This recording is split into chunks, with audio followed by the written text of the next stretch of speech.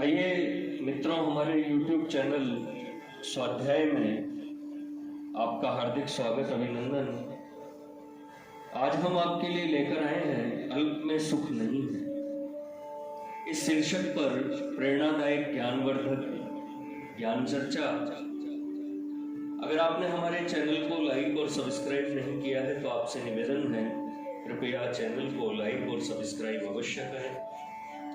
यो वे भूमा तत्सुखम नाल्पे सुखम अस्ति। श्रुति कहती है अल्प में सुख नहीं है, जो भूमा महान निरतिशय है वही सुख है। इसीलिए जीव चिरकाल से सुख की खोज में भटकता है, परंतु कहीं तृप्त नहीं होता। हो भी कैसे? उसने अभी तक अल्प में ही चक्कर काटे हैं। पूर्ण के दरवाजे पर पहुंचे तब न उसको सुख की झांकी नसीब हो। अब तक तो उसने जिस जिस चीज को सुख का साधन समझकर अपनाया वह अंत में दुखदाई ही साबित हुई।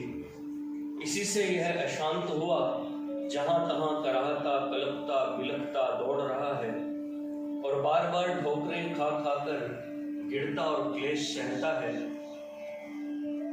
यह बात नहीं है कि जीव पूर्ण के दरवाजे तक पहुंचने का अधिकारी नहीं है, वह सच्चा अधिकारी है, परंतु उसने भ्रम से पूर्ण को भूलकर अपूर्ण को और अनित्य को पूर्ण और नित्य तथा असत और दुखमय को ही सत और सुख रूप मान लिया है।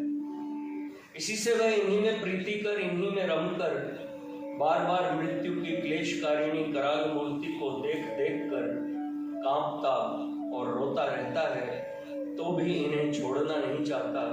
यही उसका ज्ञान है, यही अविद्या का जाल है, जिसमें फंसकर उसने अपने स्वरूप और अधिकार को भुला ही दिया है। इसी अविद्या के जाल को काटने की आवश्यकता है। वेद शास्त्र, संत महात्मा इसी के लिए कठोर साधन करना बतलाते हैं। इसी के लिए साधक शास्त्र और संतों का संग किया करते हैं, पर शास्त्र और संतों के संग को तभी सफल हुआ समझना चाहिए जब यह अविद्या का जाल कट जाए, अज्ञान का अंधकार नष्ट हो जाए। यह अज्ञान ही हमारा परम शत्रु है, जिसने हमें एक होते हुए भी अपने स्वरूप परमात्मा से विलग कर रखा है। मिथ्या में सत्ता और मोह उत्पन्न करा के हमें संस्कृति के प्रवाह में डाल रखा है। जैसे अंधकार का नाश प्रकाश से होता है, अमावस्या की घोर काली निशा अरुणोदय की लालिमा को देखते ही सकुचाकर दुबक जाती है, अपने को छिपाने लगती है और सूर्य का प्रकाश होते होते सर्वथा नष्ट ही हो जाती है। वैसे ही अज्ञानतम भी ज्ञान की विमल और प्रखर ज्योति से ही नष्ट होता है। ज्ञान के बिना ज्ञान का नाश कभी संभव नहीं।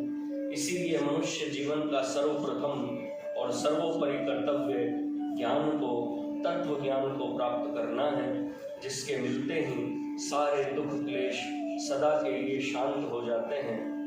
यह ज्ञान ही भगवत कृपा से प्रेम के रूप में परिणत होकर बाहर भीतर, ऊपर नीचे, तन में, मन में, वाणी में, बुद्धि में, बैठने में, चलने में, सोने में, जागने में, दृष्टि में, अदृष्टि में केवल एक दिव्य सत्य चेतन आनंद भर देता है। फिर सब और सर्वदा सब में एक दिव्य परमात्म सत्ता ही छा जाती है। छाई तो वह अब भी है, परंतु अब अज्ञानामृत जीव उसे प्रत्यक्ष नहीं करता, उसका अनुभव नहीं करता। पर जब ज्ञान लोक से अज्ञानांधकार मिट जाता है, जब ज्ञान लोक से अज्ञानांधकार मिट जाता है, जब जीव और शिव की एकता हो जाती है, तब फिर जो कुछ रह जाता है बस वही पूर्ण सत्यम शिवम सुंदरम है। वह दिशा काल मान आदि में सर्वत्र व्याप्त है। यही नहीं, दिशा काल मान आदि सब उसी में कल्पित है। वह एक है, अनुपम है, अपरिमेय है, अनादि है, आदि है, अनंत है, नित्य है, सत्य है, ज्ञान है, प्रेम है, परमानंद है, परम रस रूप है, अटल है, असीम है, अज है, अकल है, अगम्य है, अनिर्देश्य है, अव्यक्त है, अनिर्वचनीय हैं, इसीलिए श्रुतियों ने सत्यम ज्ञान अनंतम ब्रह्म पर सत्यम ज्ञानम अनंतम ब्रह्म प्रज्ञानमानंदम ब्रह्म आदि कहकर भी उसे नेति नेति कहा है, क्योंकि किसी भी शब्द से, किसी भी बुद्धि वृत्ति से उसको व्यक्त नहीं किया जा सकता।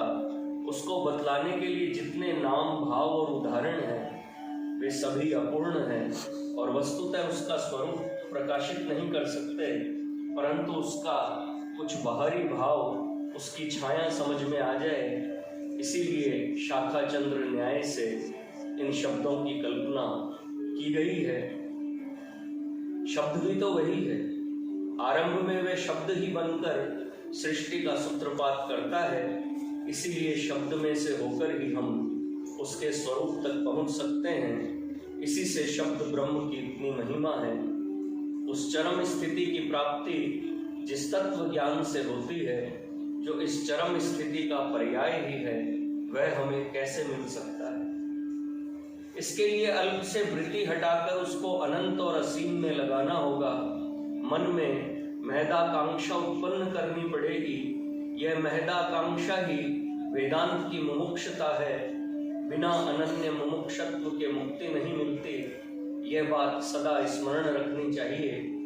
जब तक हम प्राणाधार मनमोहन को सर्वोपरि सुख, प्रेम और कल्याण का अथाह असीम समुद्र मानकर उसको प्राप्त करने की एकमात्र इच्छा पर लोक परलोक की सारी सुखेच्छाओं को न्योछावर नहीं कर सकते, जब तक हम उस प्यारे दुलारे सांवरे के प्यारे अरुणारे कदमों पर इस लोक और परलोक का सारा सुख और ऐश्वर्य लुटा नहीं देते, जब तक हम उस प्राण प्रियतम की चरण धूलि लाभ करने के लिए उसका मोह छोड़कर विरह कातर प्राणों से आंसुओं की धारा बहाते हुए यमुना कुल में कदम्ब वृक्ष की ओर पागल होकर नहीं दौड़ते, जब तक हमारे मन की एक एक वृत्ति, हमारी चित्त सरिता की एक एक तरंग उछलती कूदती सर्व प्रकार के बंधन प्रतिबंधनों के पहाड़ों और पर्वतों को पद दलित करती, तोड़ती और लांघती हुई उस असीम आनंद समुद्र श्याम सुंदर में मिलकर एकत्व को प्राप्त करने के लिए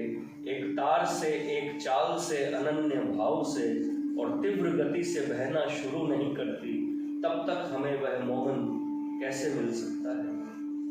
तब तक कैसे हम दावे के साथ कह सकते हैं कि हम पुकारते हैं पर वह बोलता नहीं, हम बुलाते हैं पर वह आता नहीं, हम चाहते हैं पर वह चाहता नहीं। जिस दिन उसकी प्यारी चाह जगत की और सारी चाहों को खा बैठेगी, जिस दिन हमारे प्राण व्याकुलता से उससे पुकार उठेंगे, उस दिन हमसे बोले बिना, मिले बिना, हमें हृदय से लगाए बिना उससे नहीं रहा जाएगा। सच बात तो यह है कि वह तो हमसे मिलना चाहता है, परंतु हमें उसकी परवाह नहीं है। उस प्यारे दिलदार मोहन की माधुरी छवि के सामने जगत की कौन सी चीज है जो हमें अभिसार से अटकाकर रख सकती है? उस रूप की छटा का भान हो जाने पर तो तन मन धन और लोक परलोक सब आप ही उस पर लुट पड़ता है। ऐसी कोई चीज ही नहीं रह जाती जो उसके चरण रज कण की कीमत में न दी जा सके। सब कुछ देकर भी वह मिल जाए तो भी उसे सस्ते में ही मिला समझो। प्रियतम के दीदार दीवाने कबीर जी पुकारते हैं, इस तन का दिवला करो बाती मेलो जीव, लोहू सींचो तेल ज्यों कब मुख देखो पीव। फिर उसे दूसरी चीज भाती ही नहीं, उसके मन और कोई बात समाती ही नहीं, उसके नेत्रों में और कोई छवि आती ही नहीं। प्रीतम छवि नैनन बसी पर छवि कहाँ समाए, भरी सराय रहीम लखी पथिक आप फिरी जाए।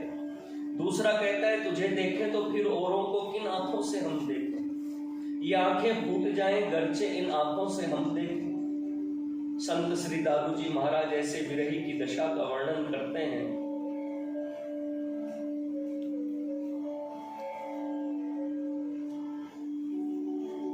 इस विरह की दशा में जब प्राण प्रिय तान तान कर हृदय में बाण मारता है तब तो कुछ विचित्र ही अवस्था हो जाती है। अंत में होता यह है कि बाण मारने वाला ही रह जाता है, जिसके बाण लगता है उसकी अलग हस्ती ही मिट जाती है। इसी दृश्य की चाहना करते हुए महात्मा दादू पुकारते हैं, दादू मारे प्रेम सो बेधे साध सुजान, मारण हारे को मिले दादू बिरही बाण, मारण हारा रही गया जेहि लागे, सो नाही कबहू सो दिन होएगो यह मेरे मन माहे। विरह बाण लगने पर वह दिन आते देर नहीं लगती जब भक्त उस प्राणाधार विश्वाधार विश्वात्मा मुरली मनोहर को जानकर देखकर और उसके हृदय में छिपकर कृतार्थ हो जाता है। बस यह विरह का यह अनन्य प्रेम ही उस पूर्ण प्रियतम के मिलने का सर्वोत्तम साधन है। स्वयं श्याम सुंदर कहते हैं, भक्तया त्वनन्या शक्य अहमे वम विधो अर्जुन, ज्ञातुम दृष्टुम च तत्वेन प्रविष्टुम च परम तपो। हे परम तपस्वी अर्जुन, अनन्य भक्ति के द्वारा ही मैं तत्व से जाना जा सकता हूँ, प्रत्यक्ष दर्शन दे सकता हूँ और भक्त का मुझ में प्रवेश हो सकता है। बस यह प्रभु मिलन ही पूर्ण की प्राप्ति है, यही सुख की पराकाष्ठा है। अल्प को छोड़कर इसी महान पूर्ण के लिए पूर्ण प्रयत्न करना मनुष्य का परम धर्म है।